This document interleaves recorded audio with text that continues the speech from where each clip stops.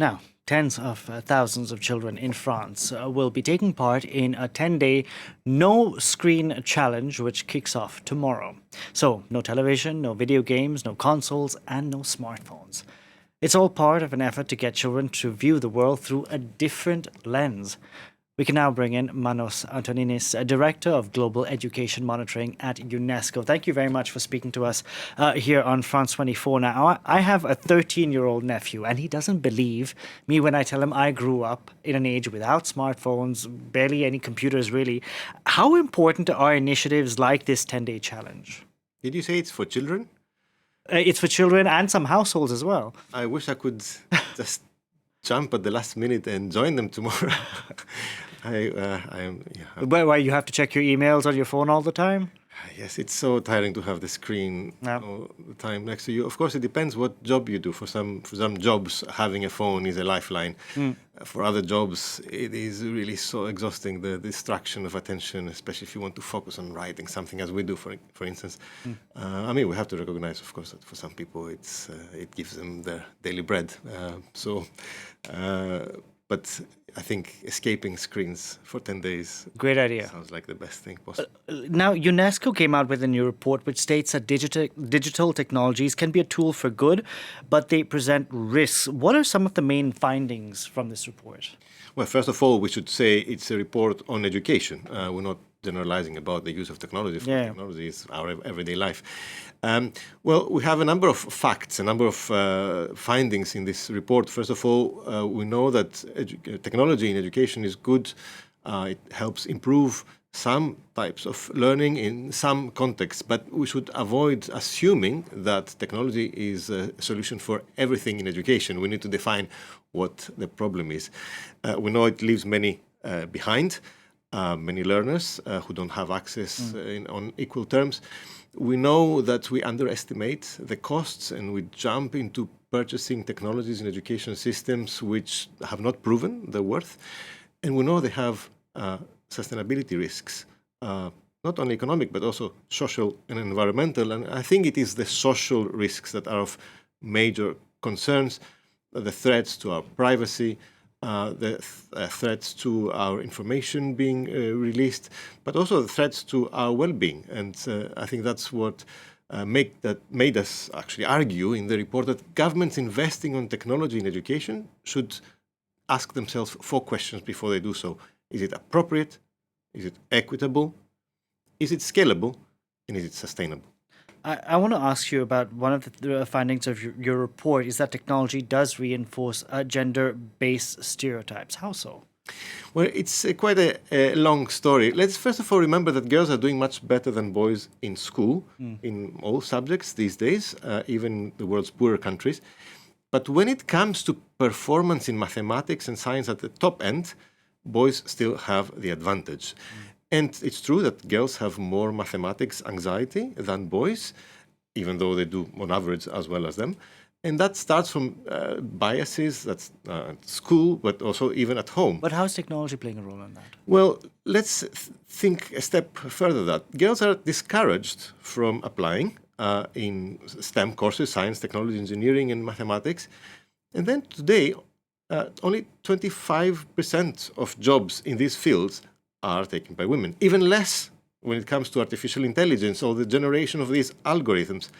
I would say it's not surprising now that these social media applications and the algorithms that are behind them actually are proving to be at a disadvantage for girls. It is girls that even at the age of 10, when they're more exposed to social media, end up being more affected. Their welfare is far more affected.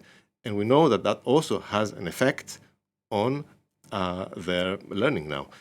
So things might even backtrack. How is this happening? Well, images. Girls are affected more by the images that are generated. They reflect much more. They really get more depressed. Is this girls all around the world? Are we talking about the West specifically? Where is it? Well, of course, in the West, or at least in richer countries, it's much more likely to be exposed on a systematic basis to these applications.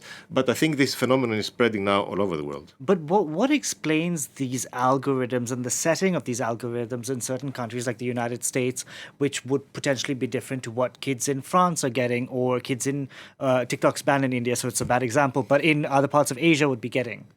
Well, it is the designs, the logic. It's the temptation to develop applications that are addictive, that at the end of the day expose you constantly to those images that affect you most. I mean, there are all sorts of things like suicidal messages are very common and very frequent.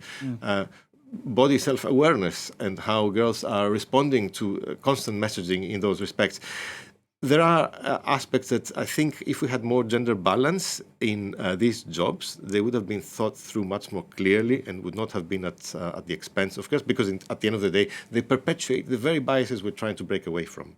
Interesting point. I want to ask you, is there an age when parents can really start introducing their children to screens and use it for a tool for development? Because as you said at the onset of this interview, it is a tool for good.